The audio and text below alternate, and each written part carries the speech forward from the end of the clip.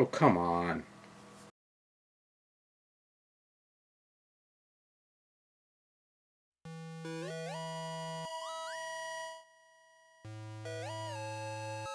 Amusement, you say?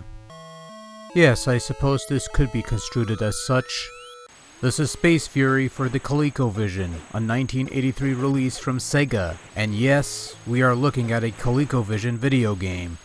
Took me a couple years to get to this point, but there you go. Anyway, based on the Sega arcade game of the same name and inspired by Atari's own Asteroids game, Space Fury places you in control of a triangular spaceship whose main goal is to destroy anything that moves before it destroys you. Gameplay is fairly similar to Asteroids, in which you use the main joystick to rotate your spaceship and aim your shots. You have a fire button to fire your weapon, and you have a thrust button to thrust your ship forwards. Thrusting is something you have to get used to. If you just tap the button, you'll get a brief burst of speed to move from one point to another. Hold the button down, you can fly pretty much anywhere and turn and perform evasive maneuvers and that sort of thing. If you played Asteroids, it's pretty much the same thing.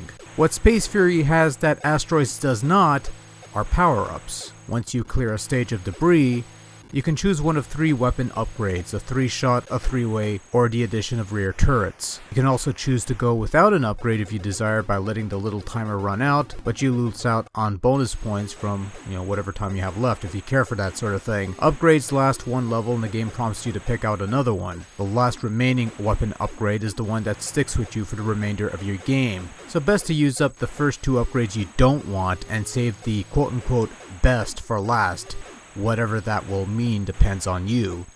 In a way, this makes for a nice bit of strategy in that respect, although in the grand scheme of things, it basically boils down to shoot everything on screen and don't crash into anything, which is how you get killed. Control in Space Fury is fairly straightforward and works well enough. You're only really using the joystick and the 2 fire buttons for the majority of gameplay, while the keypad is reserved for picking a skill level or a number of players on the main menu.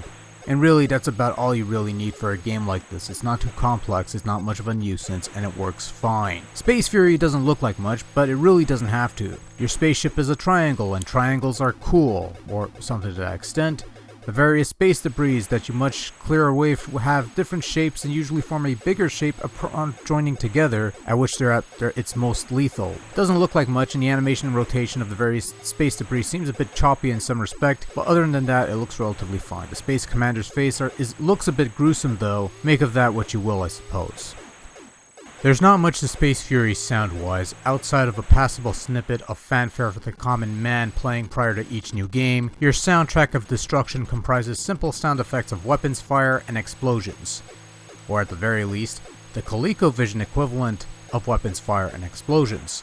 Sound is average fare, neither great nor worse. It fills the audible void just fine. The only real loss to this ColecoVision conversion of Space Fury is the omitted speech synthesis of the arcade original. Maybe in hindsight they should have ported this over to Intellivision and take advantage of that IntelliVoice module add-on, but I digress.